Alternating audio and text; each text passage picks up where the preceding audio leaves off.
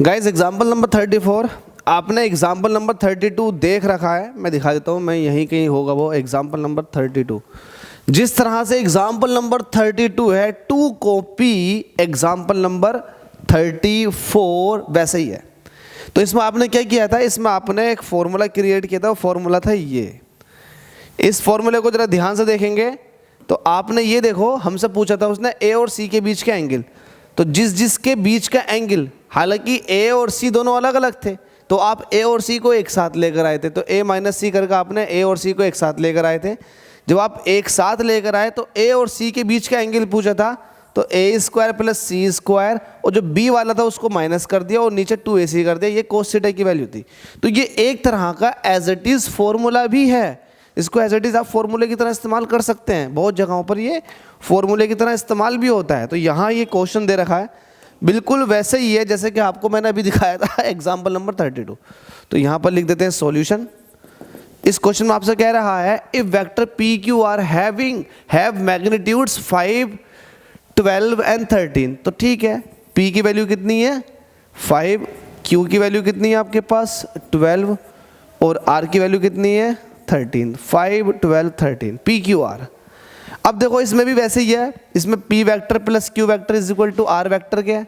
ध्यान दो, P vector plus Q vector is equal to R vector के। तो हमसे पूछा find the angle between Q and R, Q और R के बीच का।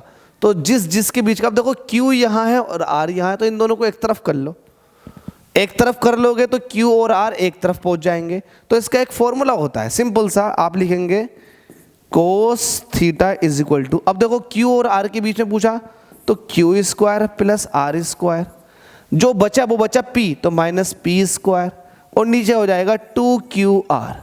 ये फॉर्मूले की तरह भी इस्तेमाल कर सकते हो आप, वरना आप निकालोगे ना इसको निकालोगे तो आपको ये फॉर्मूला ही निकल कर आएगा अल्टीमेटली। जैसे कि एग्जांपल नंबर 32 में आप वहाँ से भी कर सकते हैं और आप इस तरह से भी कर सकते हैं डायरेक्ट।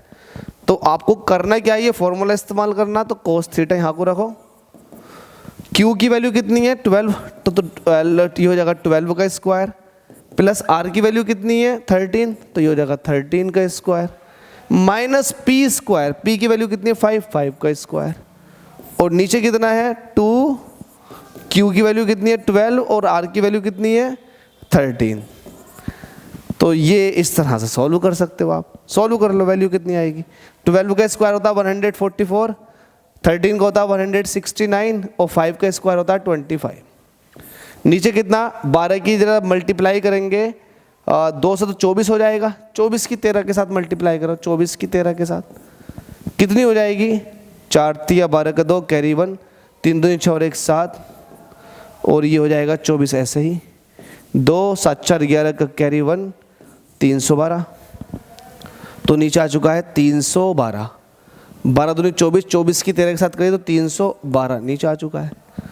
सॉल्व करो, 144 में 169 ऐड करो, 144 में 169 ऐड करेंगे तो कितना आएगा जल्दी से 144, पहले 25 माइनस कर दो 169 में से 25, जैसे ही माइनस करो तो यहाँ 4 बचा, यहाँ 4 बचा, यहाँ 1 बचा, तो 144 इनका दोनों का 144 आया, 144 ये भी था, तो 2 टाइम्स है 144 और नीचे है 312, 2 से काट दो, 2 1 2, 2 5 10, 2 6 12।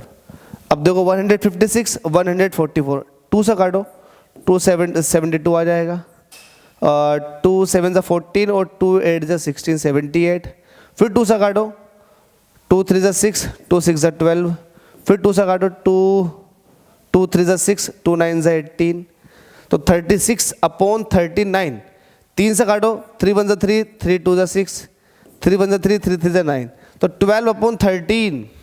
तो यहाँ पर कोस थीटा की जो वैल्यू आ गई ये आ चुकी है 12 अपॉन 13। यहाँ पर थीटा पूछा गया है तो ये हो जाएगा कोस इनवर्स 12 अपॉन 13। तो या तो आप यहीं रहने दो या फिर 12 को 13 से डिवाइड कर दो, अगर हो जाता ठीक है, नहीं होता तो यही आंसर। आपको नहीं पता कोस इनवर्स 12 अपॉन 13 की वैल्यू कितनी होती है तो उसको यहीं छोड़ दो। तो ये एक तरीका है इस तरह के क्वेश्चन को हमेशा इस तरह से करने का, ये फॉर्मूला बना लो। अगर वो आपसे ये पूछता, यहाँ तो पूछा Q और R के बीच का एंगल, अगर वो ये पूछता कि P और R के बीच का एंगल, तो P और R एक तरफ ले जाते, Q एक तरफ रह जाता, तब उस केस में Q माइनस में चलता, बस Q माइनस में चलता। यहाँ P square plus R square minus Q square, नीचे 2PR हो जाता, इतना फर्क आता। तो जिसके बीच का एंगल चाह रहा है उन्हें आपको यहाँ रखना, और P जो बच गया उसको माइनस में ले लेना, तो आपके लिए ईजी हो जाएगा। Thank you so much guys support करने के लिए।